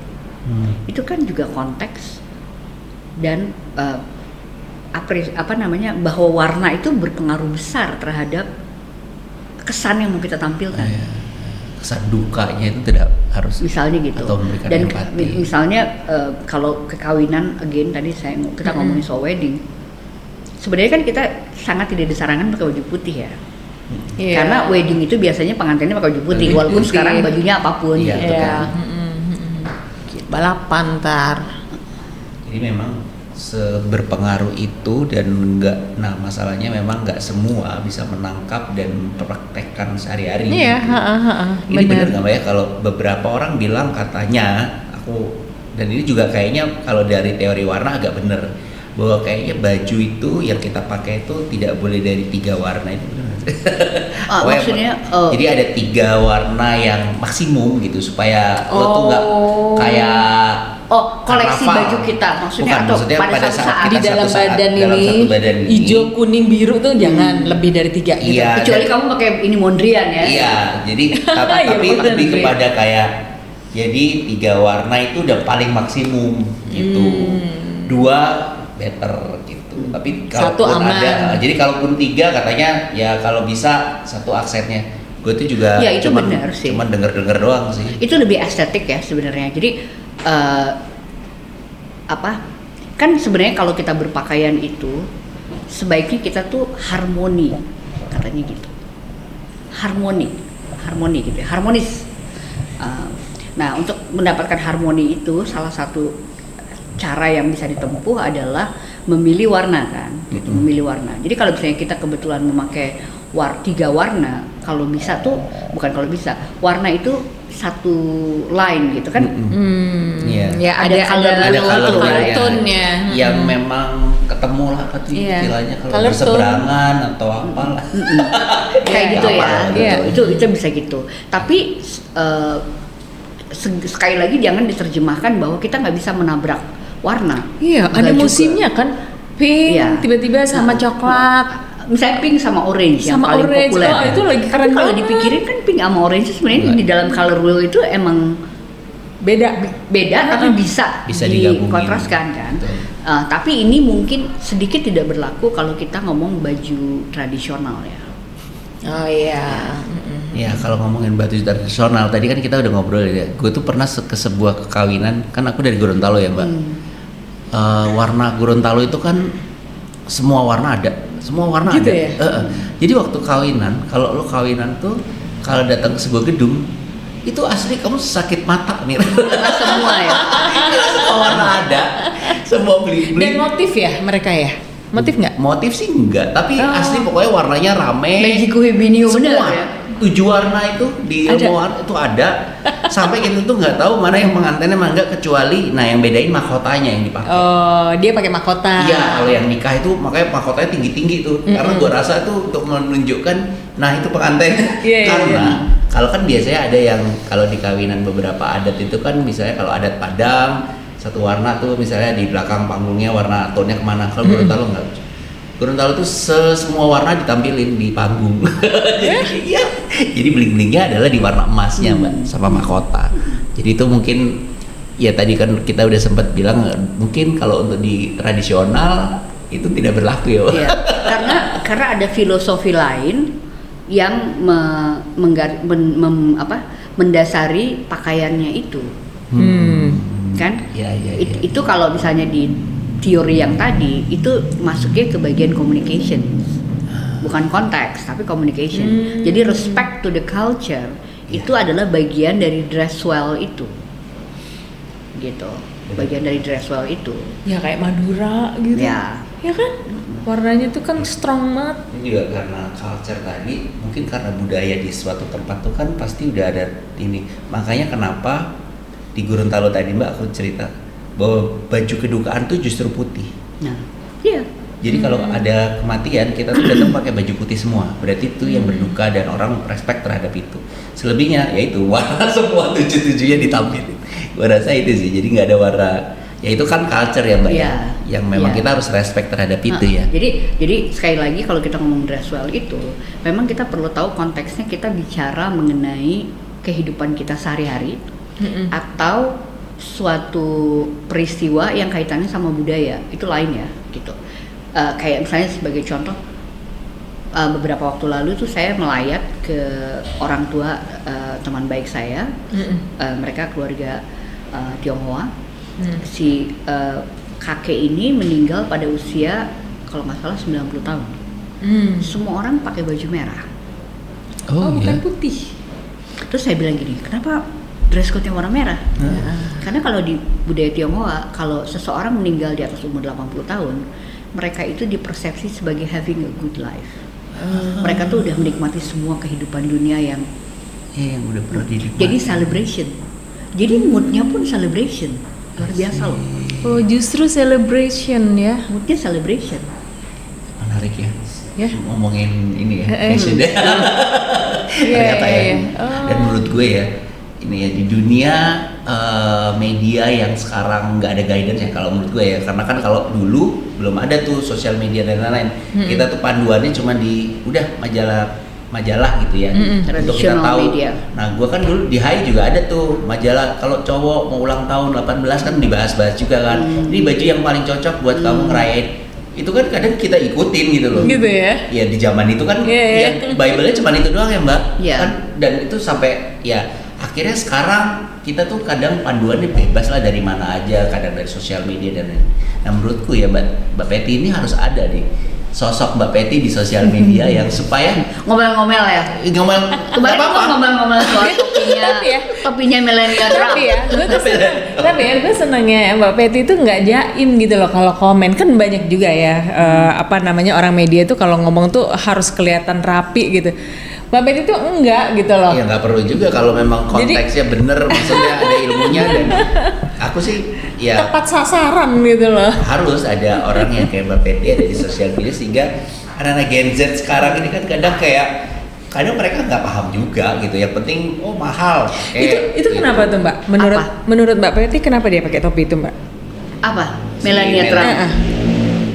Ya itu ada banyak. Ada yang dia mau sampaikan mungkin. Iya, jadi kalau menurut saya itu memang dia ada pesan yang mau dia sampaikan gitu. Mungkin dia mau menampilkan diri untouchable. Karena sebenarnya topi itu yang dia pakai buat orang nggak bisa. Iya, bahkan cium tuh nggak bisa, suaminya mau cium tuh susah loh. Karena si ringnya itu kan menghalangi dia batas. gitu. Nah, ternyata setelah saya cari-cari informasi, si desainer topinya ini miliner, ini namanya miliner ya, kalau desainer topi itu dia mengambil ide dari topi yang digunakan oleh aristokrat di era abad 18 di Eropa. Dan ternyata memang buat itu. Jadi mereka pakai topi yang melebar itu. Social space. Personal space, Personal space-nya ditegaskan dengan lingkaran itu. Dan ekspresi mukanya jadi gak kelihatan kan? Iya. Ketutup bayangan ya. Jadi dia antara senang dan nggak senang. Jadi mau senang dia ngambek, dia senang dia nggak kelihatan oleh publik. Tapi menurut saya dia pinter tuh. Dia pokoknya nggak mau kayaknya ekspresinya terlihat pada saat itu. Dia mau tone-nya netral aja kan. Belajar dari yang sebelumnya mungkin ya. Kan kalau yang sebelumnya yang kan ini kan yang kedua kali yang dulu kan yang biru itu ya. Awal-awal kan dia kayaknya karena persepsinya ini kan dia dibilang dia tidak pintar, dia terlalu dari kelas yang berbeda dan lain-lain gitu. Mungkin sekarang berbeda, akhirnya dia lebih baik saya menutup diri aja kali gitu. Orang jangan tahu apa yang saya pikirkan. Karena kalau kita lihat foto-fotonya Melania atau video, Melania ini orang yang wajahnya kan memang sangat tegas ya. Iya, apa ya dia bilang kayak agresif gitu. Tegas. Jadi orang akan mempersepsi dia misalnya mungkin jutek, mungkin dia apa, mungkin dia apa gitu. Padahal katanya kalau pesohor itu dia harusnya menampilkan netral mukanya. Dan dia nggak bisa. Jadi orang nggak bisa membaca pikiran dia gitu. Iya. Harus netral itu. Harus netral. Karena udah bone structure kan luar biasa kan. Ini masalahnya pipinya tinggi, matanya tajam. Mau nggak mau, mulutnya tipis. Betul. Kayaknya ngelirik satu aja 10 mati di sebelah dia. Gitu. Ngerasa dijulitin, padahal dia cuma ngelirik doang. Itu bisa dipelajari sih. Ngomong-ngomong soal ini fashion, wajah. Gue tuh jadi inget ya, aku kan beberapa kali lihat Mbak Peti nih di acara-acara, karena aku orangnya visual kan aku selalu kayak melihat pakaian juga, pakaian yang dipakai Mbak Peti, dan menurutku tuh nggak sama dengan orang-orang yang sebelah ini sekitarnya. Waduh, iya. Jadi artinya bukan lebih kepada bagus ya, artinya ngelihatnya gitu. Apakah itu juga berhubungan mungkin dengan profesinya Mbak Peti di majalah Femina kan? Nah, ini tuh relate sama apa yang aku pernah lihat di film apa ya? The Devil's Wears Prada. Ada nggak yang kira-kira yang menyamakan Mbak Peti dengan Anna Wintour Indonesia? Pasti. Coba Miranda. Kalau di situ kan Miranda, tapi kalau di dunia nyatanya kan Anna Wintour itu kan Mbak, dia adalah pemret dari Majalah Vogue gitu. Kira-kira benar nggak Mbak? Apa aku bukan orang pertama harusnya? Iya betul. Iya, film itu kan sangat fenomenal ya, sangat fenomenal. Vogue sendiri kan media yang juga sangat ikonik. Ya, gitu. Kayak Feminanya Indonesia. Iya, Anna Wintour tuh kayak like Bible editor in chief di sebuah media gaya hidup harus kayak gimana gitu. Emang banyak sih yang komen kayak gitu, lo kayak gitu nggak sih, jutek kayak gitu, apalah itulah segala macam. Terus saya bilang itu kan fiksi ya gitu. Walaupun ada sebagian yang benar karena itu datang dari cerita orang-orang terdekatnya Anna Wintour. Tapi kalau saya selalu bilang gini, ya gue nggak kayak dia kali gitu. Tapi memang bekerja di media gaya hidup itu secara esensi, mau nggak mau begitu ya. Secara esensi itu ada dalam film itu. Gitu, kayak misalnya kan di situ kan kelihatan tuh dia kalau lagi mau pemotretan gitu misalnya kan, dia akan masuk ke dalam satu ruangan yang udah ditata dengan spektakuler, lalu akan dia bilang I like this, I don't like this, I like this segala macam. Ini out, ini in out, ini in. Soalnya pekerjaan kita tuh emang kayak gitu. Gitu juga berarti. Kayak gitu ya. Tentu nggak sedramatis itu, tapi kita itu harus berkompromi dan harus seperti itu karena kalau enggak nanti kita nggak bisa punya karakter dalam misalnya kita mau motret apa, motret cover terutama ya atau halaman mode atau apa gitu kan. Setiap media itu ada rulesnya. Jadi kan misalnya kalau di Femina kan kita memang sepakat untuk tidak terlalu seksi gitu misalnya. Tapi sexiness tuh nggak apa-apa, tapi harus classy gitu misalnya gitu dan lain-lainnya. Tuh gitu. Deadline itu benar gitu. Iya, jadi sehingga orang-orang tuh ya. Ini sorry to say aja ya Mbak Peti. Jadi orang-orang tuh suka bilang orang-orang yang bergerak di bidang fashion tuh bitchy. Iya nggak sih? Iya, betul. Apa tuh? Bitchy. Jutek. Ya, kombinasi cerewet, jutek, galak gitu. Iya. Dan karena ada deadline yang terus dijaga. Karena pekerjaannya. Jadi pace-nya tuh emang cepet banget gitu. Dan pekerjaan itu udah pace-nya besar, hampir semuanya berkaitan dengan visual. Maksudnya dengan visual. Kita pergi ke acara, kita pergi apa. Kan kita nggak mungkin dong pergi ke acara terus berpakaian berantakan, nggak mungkin. Karena mencerminkan tadi juga kan pekerjaan. Iya. Makanya kenapa gue tiap lihat Mbak Peti di acara itu visualnya menarik lah menurutku ya Mbak ya. Kan Mbak Peti kan harus di depan, harus terlihat bahkan di antara beberapa orang gitu kan apalagi kadang acaranya mungkin dihadiri oleh ibu pejabat yang mungkin nggak fashionnya nggak agak formal lah misalnya. Kalau Mbak Peti sendiri formal tapi ya mencerminkan dari media sih kalau menurut aku mungkin itu ya Mbak. Iya.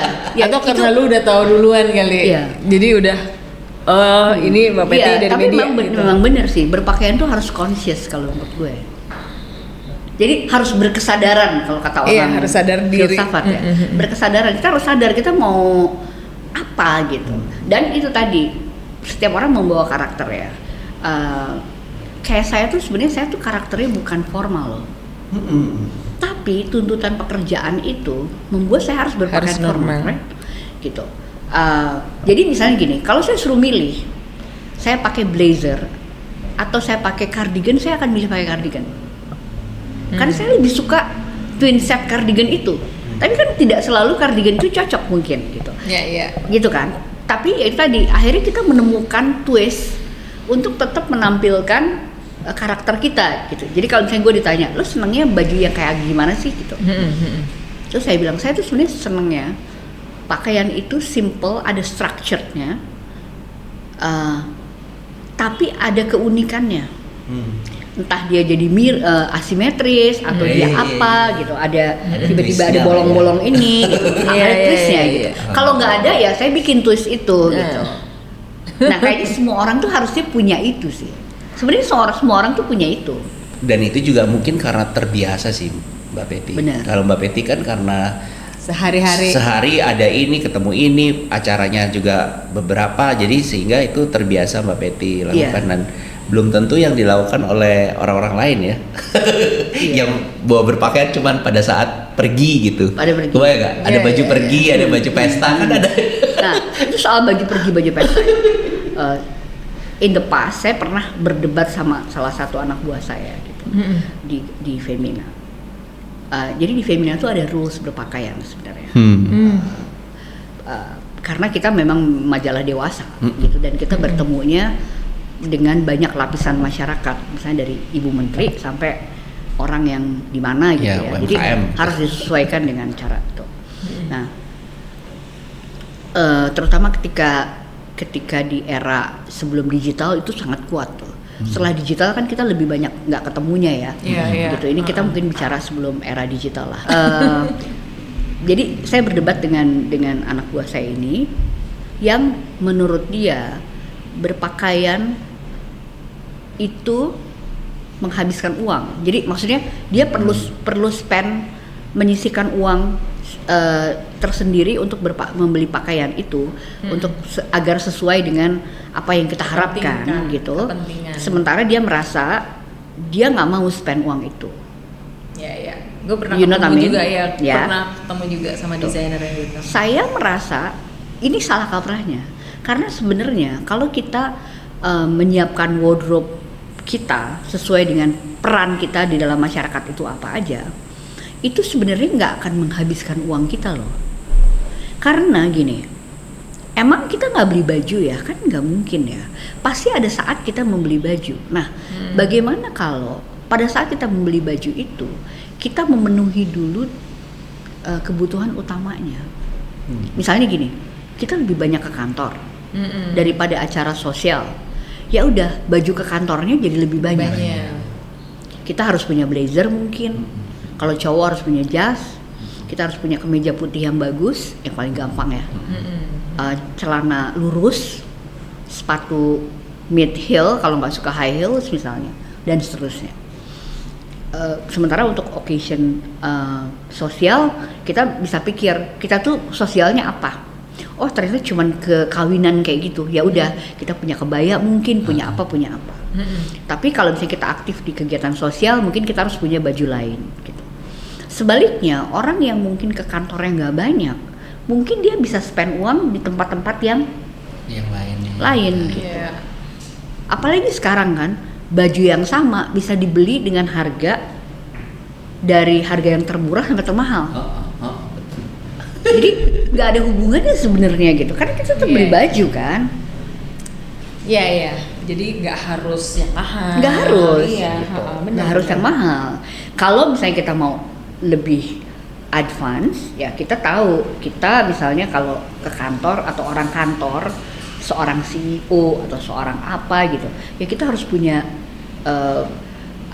setelan yang bagus, at least 1 atau 2 kali gitu, yang warna hitam atau abu-abu misalnya, satu lagi warna pastel, kan dalamnya bisa macam-macam kan gitu, kayak gitu.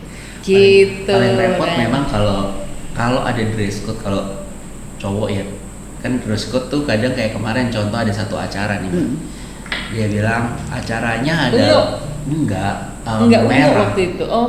Kemarin nih baru minggu lalu nih acaranya itu kumpul-kumpul arsitek. Dress code-nya adalah touch of red with di atas hitam atau apa, on black gitu. Touch of red on black gitu.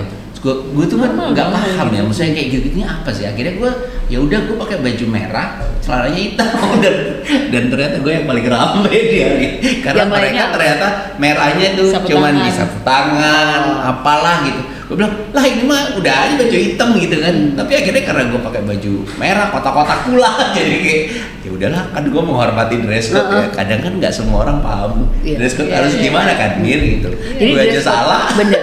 Jadi sebenarnya kalau secara yang benar dress code itu harusnya memudahkan orang yang datang. Karena tujuannya adalah itu. Tetapi dalam konteks yang tadi memang dress code itu mengalami perkembangan juga. Jadi kalau sekarang dress code itu lebih banyak juga yang kaitannya sama kreativitas. Jadi bukan semata-mata untuk memudahkan tadi atau menampilkan sesuatu yang homogen gitu. Menantang kreativitas. Ngapain ya gitu kan. Dan soalnya ada yang seneng gitu. Dan bahkan karena ada sosial media sih menurut gue, karena kan bakal difoto ya, terus ditampilkan supaya kelihatan enak gitu mungkin di acara itu jadi nyambung gitu-gitu kan. Iya. Tapi kan kalau dulu kalau Mbak Betty bilang kan sebenarnya kayak dia dari kantor ya udah pasti baju justru malah memudahkan untuk dia nggak usah cari baju lain. Betul. Gitu kan. Itu kan harusnya. Jadi kalau udah business attire ya lu nggak usah ball gown gitu. Dia udah bilang kamu pakai business attire aja, bikin baju kantor lo yang lo bawa dari pagi hari. Tapi mungkin kalau perempuan make upnya bisa ditouch up. Tinggal pakai anting, pakai antingnya diganti gitu kan. Ya. Nah, sekarang kalau ini kan kalau kita lihat karena kita punya kantor ya Bel ya.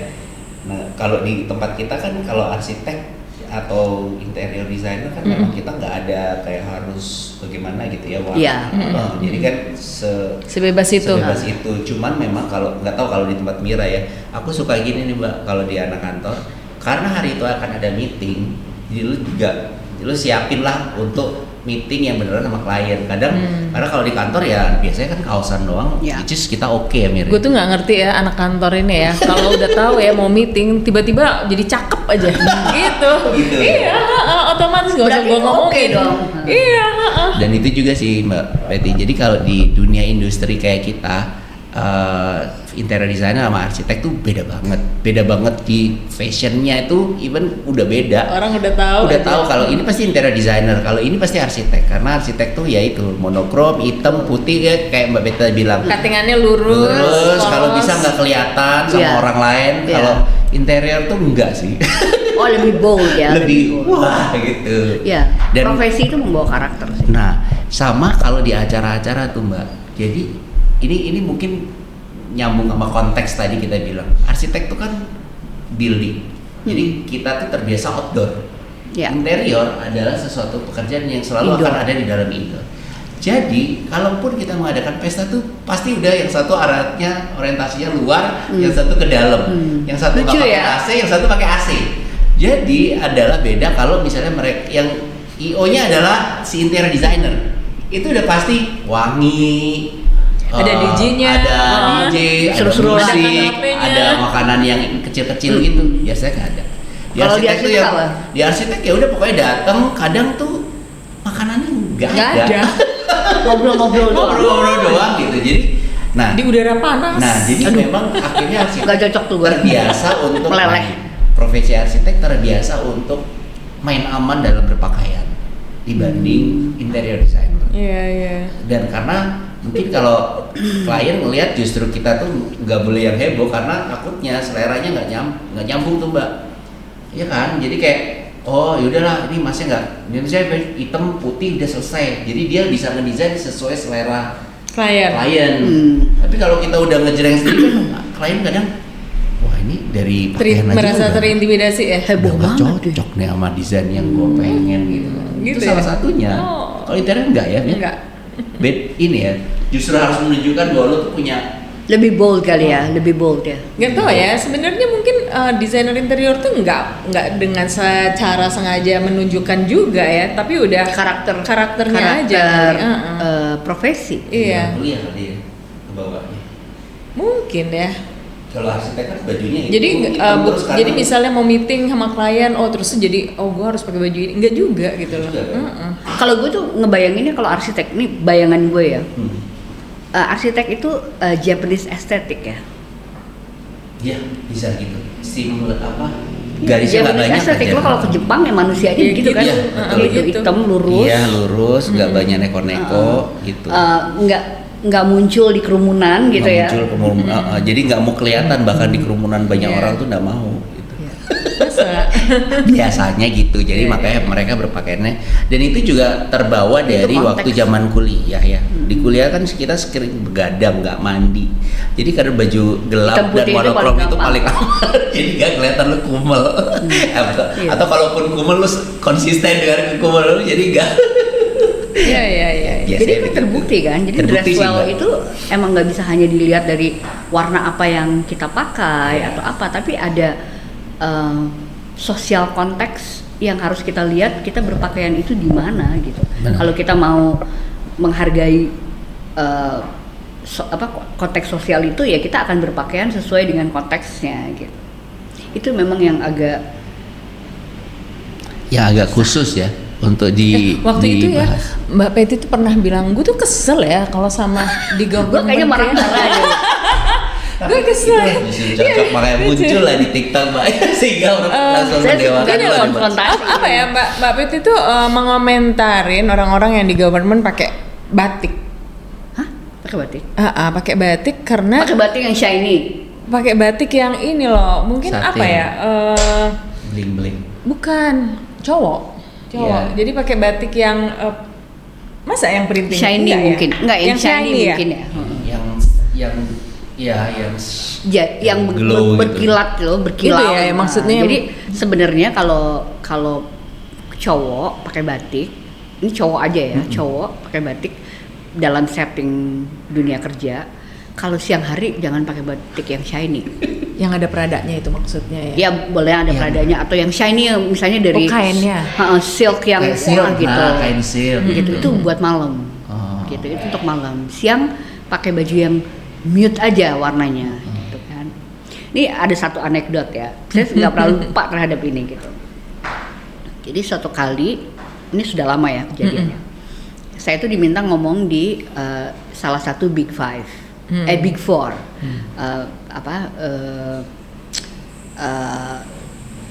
tahu kan yang saya maksud dengan Big Four? Salah satu di antara PwC, Ernst & Young, McKinsey. Saya nggak mau ngomong lah, salah satu lah Big Four itu untuk ngomongin ini.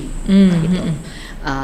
Jadi yang datang ini senior eksekutifnya dia, para direktur dan CEO-nya, kebetulan CEO-nya perempuan.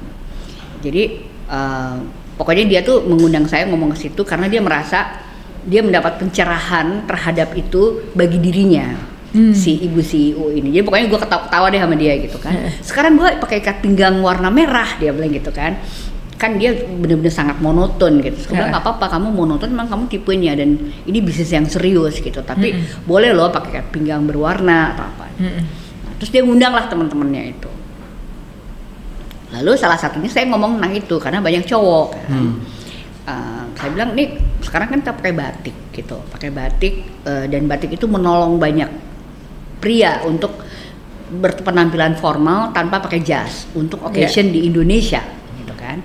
Mereka setuju segala macam. Tapi aku bilang begini terus kalau pria tuh kalau pakai batik siang hari jangan pakai yang shiny. Nanti kita kayak kekawinan gitu kan, kawinan gitu segala macam. Terus tiba-tiba dari floor itu, ini mungkin 20 orang kira-kira. Ada seorang pria berdiri. Saya shiny. Terus dia bilang gini, how do I look? Dia bilang gitu kan. Terus dia jalan ke depan. Terus dia bilang gini, saya boleh fashion show nggak di depan kamu? Terus dia berjalanlah, orangnya lucu, dia orang Filipina, pria itu. Dan dia pakai bajunya shiny.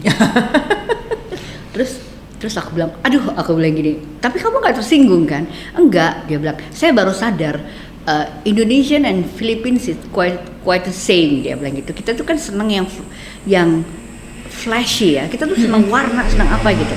Dia bilang gini, saya baru sadar, saya tuh bajunya shiny banget ya kalau siang. Dia bilang, iya, kamu kayak mau pergi kawinan gitu kan. Oke, noted, dia bilang gitu. Dia bilang besok saya mau pakai baju nggak shiny, saya akan inget, dia bilang gitu. Baju shiny-nya buat malam aja. Jadi memang kalau pakai batik tuh kalau pria kalau bisa jangan terlalu berkilau kalau siang-siang. Kan banyak tuh yang parang yang bagus, itu kan bagus ya menurut saya. Iya, jadi nggak tahu ini, nggak tahu waktu dan tempat. Lebih kepada ya culture lagi gitu. Mungkin dia nggak paham karena terbiasa. Ternyata ada aturan-aturan. Dan aturan ini kan sebenarnya ya beberapa kan kita ambil dari luar ya Mbak ya. Iya. Dan sebenarnya kan kalau berpakaian itu konsensus ya. Ada konsensus. Jadi tidak perlu juga atau tidak bisa kita kalau istilahnya Mira bulat-bulat itu menerima itu, harus ada konteksnya juga gitu. Tapi ada beberapa hal yang memang masuk akal gitu. Kayak tadi kenapa sih soal shiny ini jadi problem gitu. Ya itu jadi terlihat mewah ya. Mungkin konteks formal itu bukan kemewahan yang mau ditampilkan. Salah dong jadinya kan? Iya benar. Gitu. Itu sebabnya misalnya contoh ya, kalau di politik tuh pakaian itu jangan salah loh. Pakaian itu komunikasi politik yang sangat kuat secara visual. Jadi para pejabat itu kalau bisa jangan salah baju.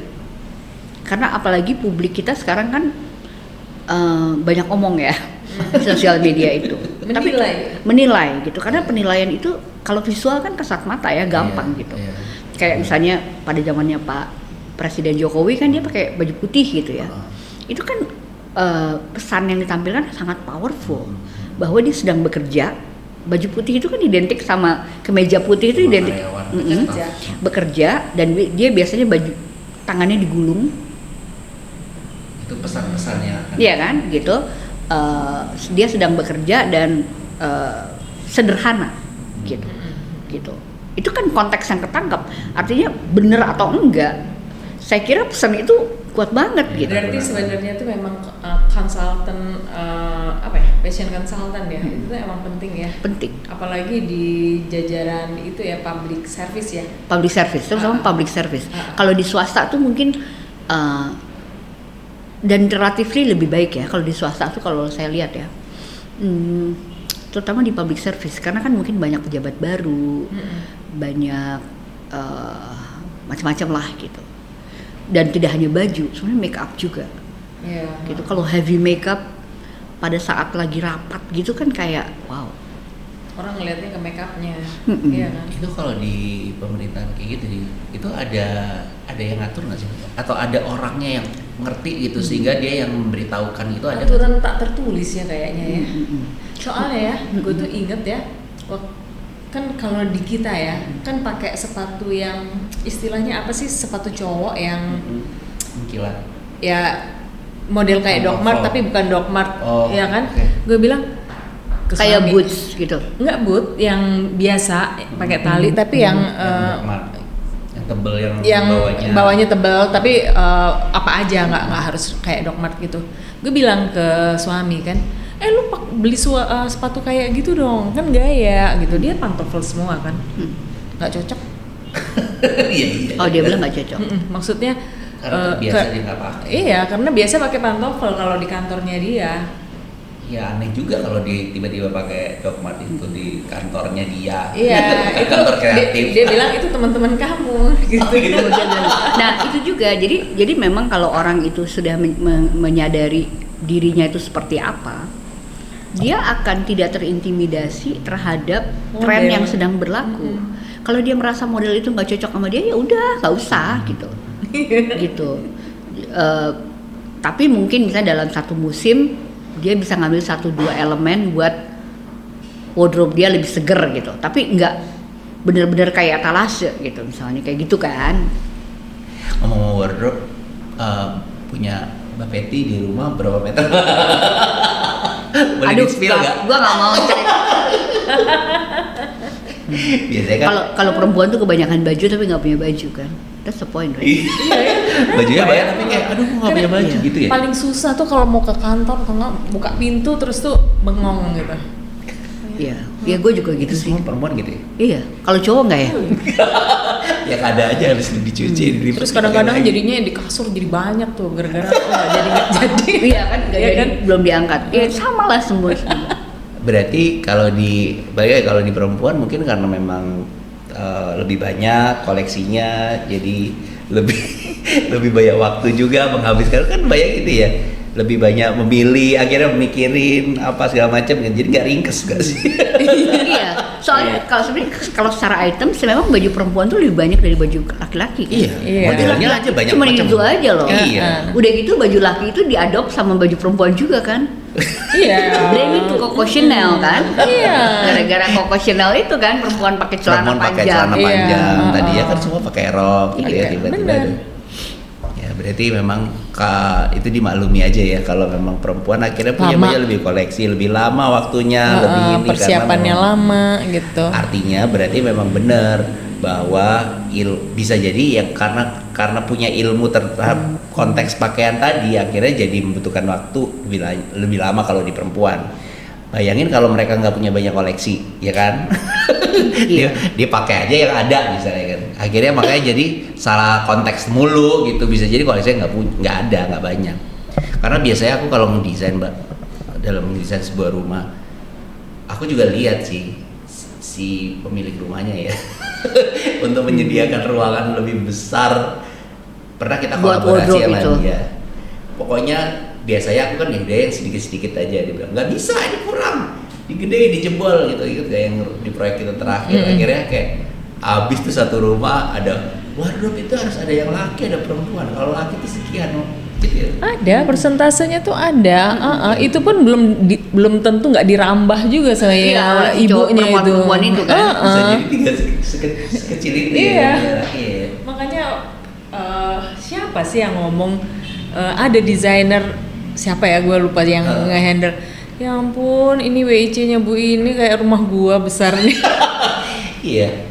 Kadang walk-in closet dari klien tuh segede-gede itu sampai sebenarnya apa sih saking banyak. Penuh tahu. Iya, pasti. Nah, itu pertanyaannya. Kenapa ada seasonnya nggak sih biasanya kalau perempuan segini nih? Ada yang masuk, ada yang keluar nggak baju-baju itu atau Harusnya begitu. Harus begitu. Harusnya Harus begitu. begitu. Tapi Iya, kan? secara teori itu kadang-kadang dikeluarinnya lupa. Nah. Makanya selalu penuh kan dalam ruangan itu kan. Bener. Sehingga banyak renovasi itu gara-gara kebutuhan ruang yang habis, padahal sebenarnya itu nggak harus habis. Nggak harus loh, Mbak. habis. Jadi yang bener tuh kan memang satu keluar satu masuk. yang Minimal. Kalau nggak penuh lamun. Penuh kan. Ya makanya itu jadi kalau kayak gue mungkin nggak terlalu fashion yang gimana, tapi penting ketika memang karena tinggiku nggak tinggi ya Mbak ya, jadi katanya ada warna yang bisa membuat orang tuh jadi lebih tinggi, emang enggak itu kadang tetap cari-cari juga gitu biar tinggi kayak gimana sih. Itu bener ya. Jangan motong warna kalau sebenarnya jangan motong warna. Oh gimana tuh? Jadi atas bawah, kalau saya juga kan pendek, jadi kalau atas bawah itu kita harus atur.